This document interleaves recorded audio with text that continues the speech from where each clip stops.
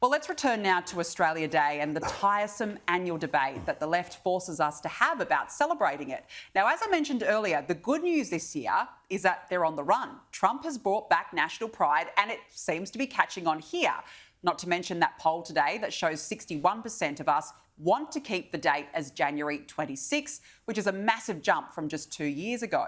Joining me now is someone who's written about the importance of Australia Day in the Daily Telegraph today, Indigenous academic Anthony Dillon. Anthony, really good to see you again. Thank you so much for joining me on the show. Firstly, I want to ask you about that polling.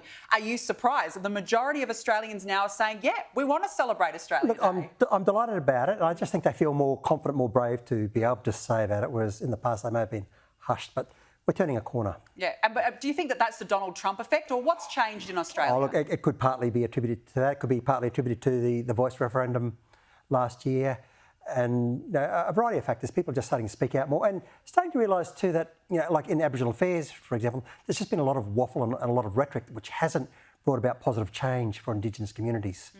The thing is, Anthony, I guess changing the date, we have this debate year in, year out. What will it actually do to change the date? Well, as I've been saying for a long time, changing the date will do nothing to help Aboriginal people. It'll bring about some warm, fuzzy feelings from a few moments, like the apology did, and but it, produced no lasting long benefit to those people who need positive change in their lives. Exactly. It won't actually improve the lives of Aboriginal people. And we need to be able to close the gap. I mean, we talk about this a lot. We have to be able to do it, but changing the date will not do that. It'll just help those who are leading a good life already feel better for their virtue signalling. Correct. Now, look, I want to talk about pubs here. I'm quite astounded that we're now so ashamed of Australia Day, Anthony, that there are some pubs who can't even say the word Australia Day in their promotional material. The Iris Capital Group is calling this long weekend plans. You've got Australian Venues Co, again, snubbing Australia Day. They're the ones who last year backflipped on their ban of Australia Day celebrations. So they're saying, well, we made a mistake, yet they can't bring themselves to say Australia Day. Why does that name need to be omitted now? Yeah, it's been around for a long time, for as long as I can remember. There's nothing wrong with it. It's just Australia Day. It's a day where we're celebrating the good things about Australia.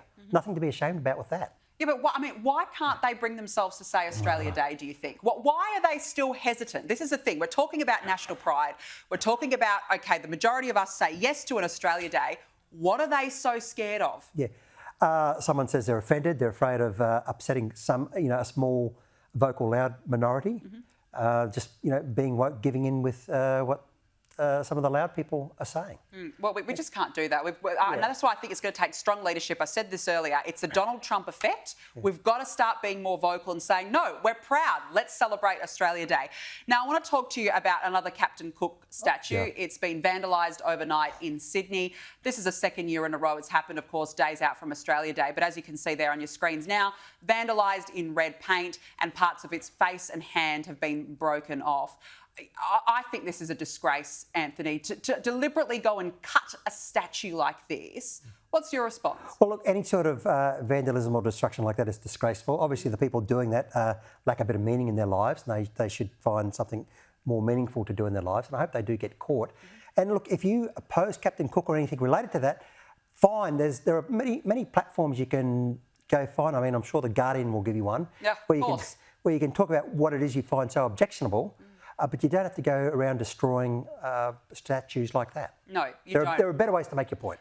But this is the thing. This is why people start ignoring the left when they start carrying on hysterically like this. It's such a problem. Before I let you go, I've got to ask you, what are you doing on Australia Day this year, Anthony? I've been very lucky. I've been invited down to the lovely community of Anglesea in Victoria, where the people down there, a lovely community, are very proud of Australia, and they celebrate their Australia Day.